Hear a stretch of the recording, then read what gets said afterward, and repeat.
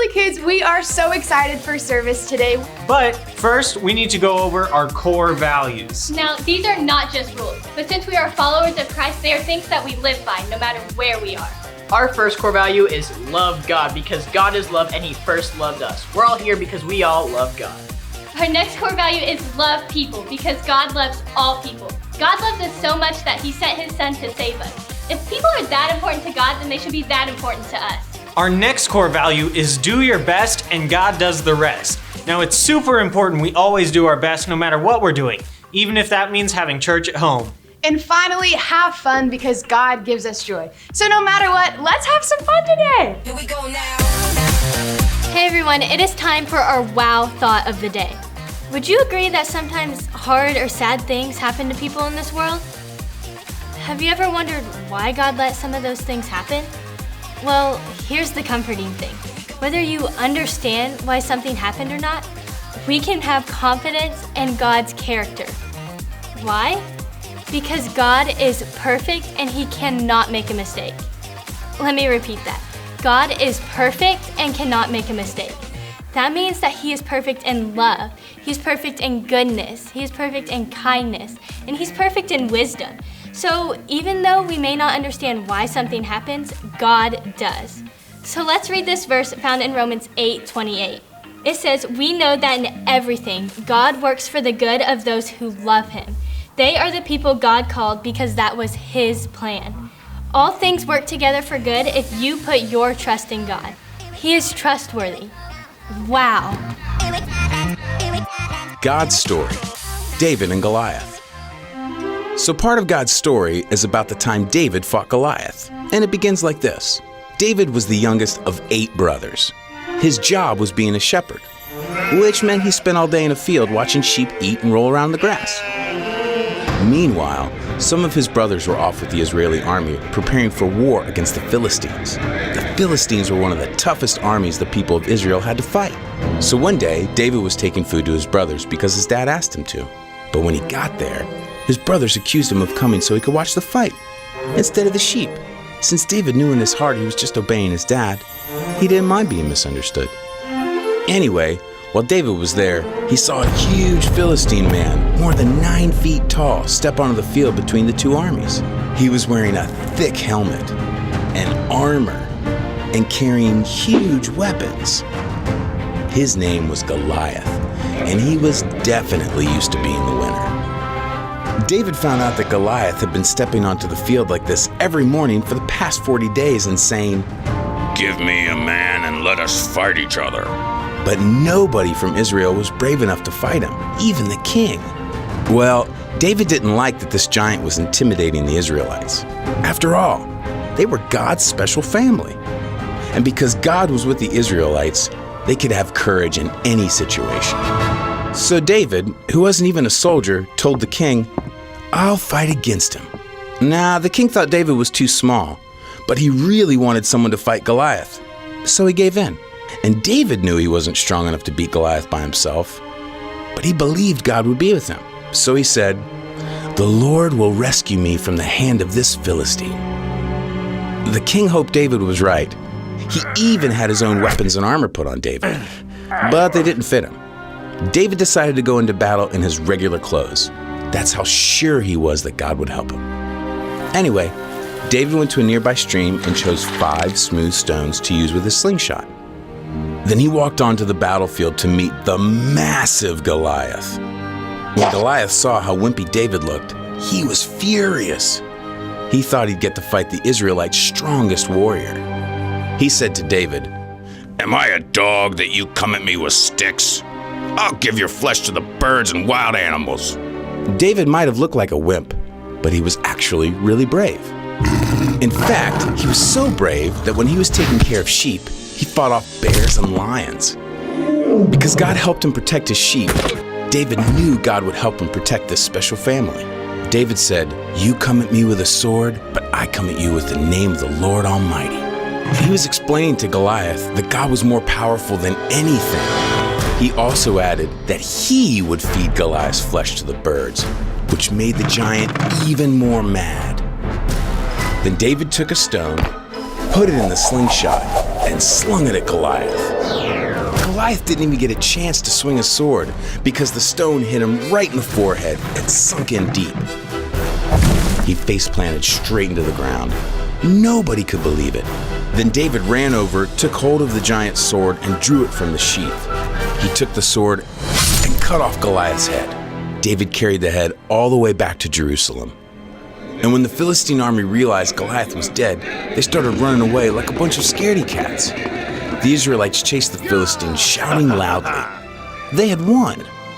God used David, who was just an average kid, to rescue his people.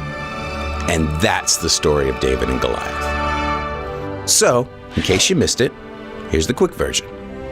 David was a shepherd. He brought his brothers lunch.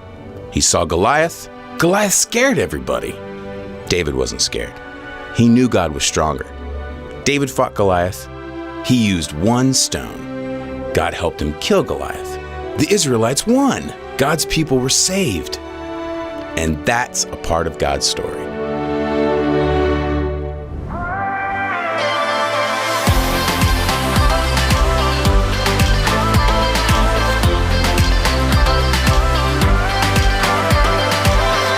There's no shadow of doubt when we look to you now, and all that you've done. The covenant made, fulfilled in your grace. You've proven your love. You are faithful, faithful. All through the ages, through joy and through sorrow. Faithful, faithful. Grace for today and my hope for tomorrow. Faithful. You are faithful. Through seasons of change, Lord, you will remain steady and true. And day by day, your mercies await, each morning made new. You are faithful, faithful. All through the ages, through joy and through sorrow. Faithful, faithful. Grace for today and my hope for tomorrow. Faithful. You are faithful. Great is your faithfulness. Great is your faithfulness. Great is your faithfulness. Great is your faithfulness. Faithful. You are faithful. Faithful. Faithful. Grace for today and my hope for tomorrow. Faithful, faithful. All through the ages, through joy and through sorrow. Faithful, faithful. Grace for today and my hope for tomorrow. Great is your faithfulness. Great is your faithfulness. Great is your faithfulness. Great is your faithfulness. We've had a great time in Mystery Island, haven't we? I've learned so much about God and how great He is. We can trust God's character at all times and know that He is always with us. And now, our friend Trusty the Macaw is gonna help us learn a little bit more about God's character. So now I want you to imagine a raincoat. You know, the one that you put on when you just don't want to get wet? Exactly. God gave macaws feathers so they can stay dry and protected in any weather or situation. Feathers also help provide sun protection, help macaws fly, and aid them in camouflage. How amazing! Now, stretch out your arms as far as you can. Macaws are large birds, They can spread their wings out and grow to be up to 3 feet tall. But guess what? They only weigh about 2 or 3 pounds. That's tiny. Imagine a baby. Macaws weigh less than a baby. Isn't that crazy? That's because God thought it all through and he knew that macaws needed to be very lightweight in order to fly as high and far as they do. Now, have you ever played copycat?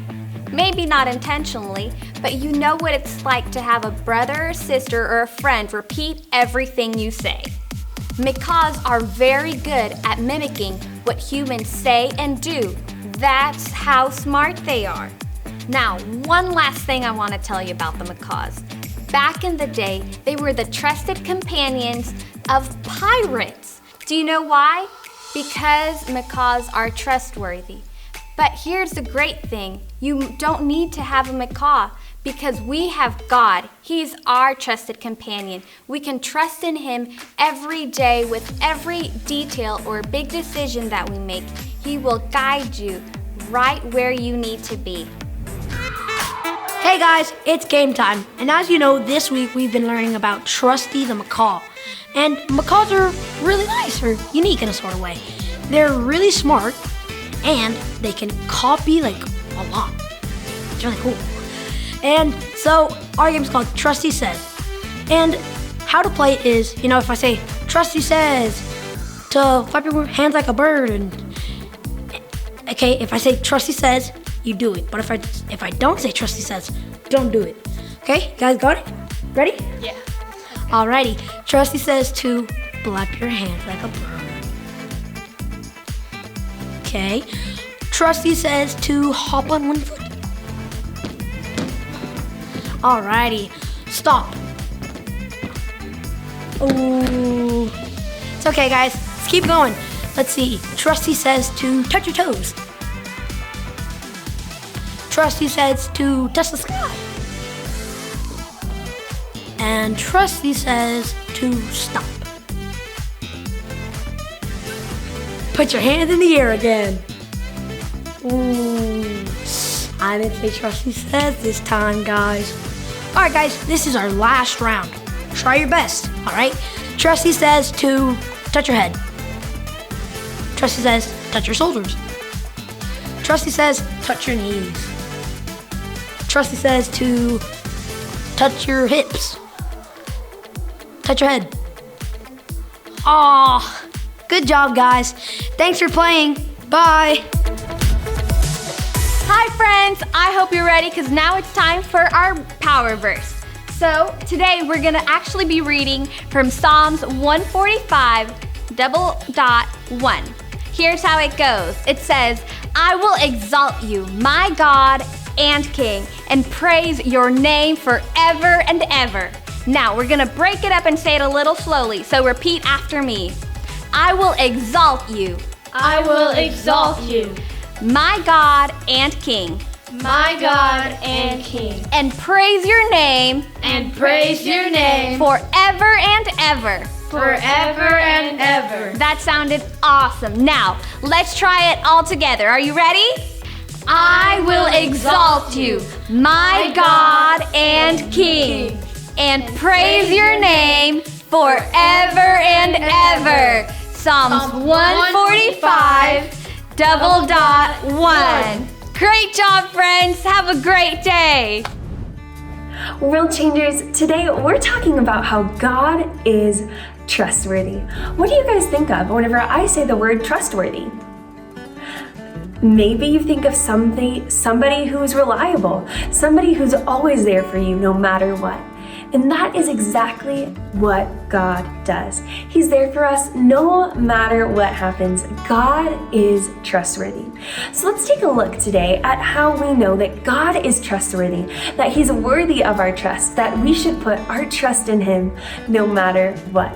So let's take a look at our first point, which is when I trust God, I find real treasure.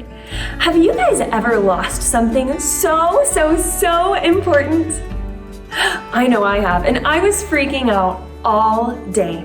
I lost my car keys and I couldn't find where they were. It was so important that I found my car keys because how could I get places without them? You know, I feel like sometimes people in the world feel that way, that they're missing something on the inside, that there's something a little bit off that they need to fill that hole with.